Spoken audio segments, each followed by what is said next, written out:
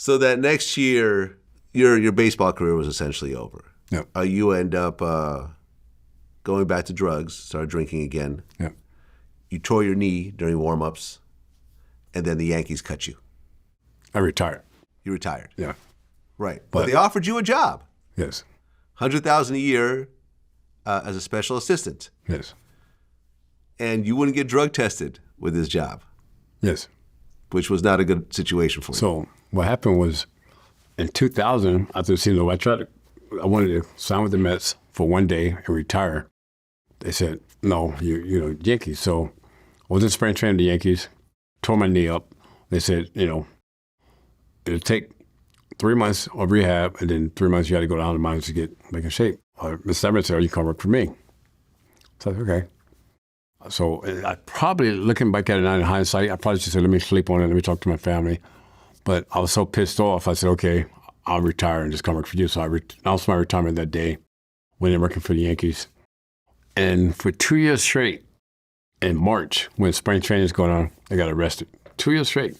And the therapy and thinking about it was probably because from a mental standpoint, I still want to be playing, because normally March is in spring training. But I wasn't playing. I was retired. I retired at 35, and I felt like I still had 2 more years. In spring training, somewhere, for my mental thinking, my sick mental thinking, I really wanted to be playing, but I wasn't playing. So, again, self-medicated. And 2 years in a row in March, I got arrested. DUI. Yeah. Well, you got arrested in Tampa in 2002. Yep. DUI. Yep. Then in 2003, you get arrested again. Yep. Driving a suspended license. Yep. I've been arrested for that myself. Oh, yeah. Yeah. So I can relate. And that same year, you and your wife got divorced. Yes. Yep. Was it because of the arrests? No, it's honestly because, and I've talked about, we're good friends now, the first wife. I got a woman pregnant, which became my second wife.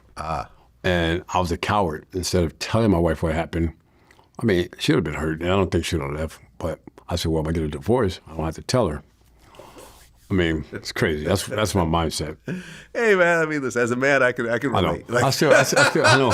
So, but no one wants to have that conversation. Yeah, I paid the price, though, because the second wife, oh, my God. I mean, I got 2 beautiful kids out of the deal. And it just, we was together for like 3 years and married for 4 years, but we never lived together for 12 straight years. And a lot of it was my fault, my addiction, but it just wasn't, meant to be. I think I was paying the price because of what happened with my first wife. But, all of us were good friends now, so that's the main thing. Yeah. And you have a job with the Yankees during this time, but you're not showing up for weeks at a time. Yeah. But they're not firing you. Well, yeah. But you still kind of have the job, but you're not showing up to the job because of all these other situations. Yeah. There's a lot going on, man. And Mr. Steinberg was fair. He was like,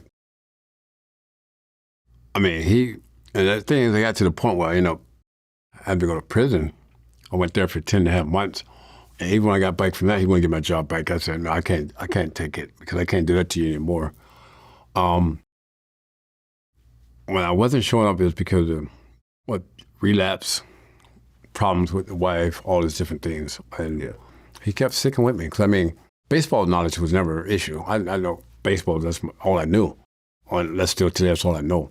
But I had other issues. But he kept sticking with me, giving me chances after chances. But when I got incarcerated, when I got out, I just told him, thank you, but I can't do it anymore.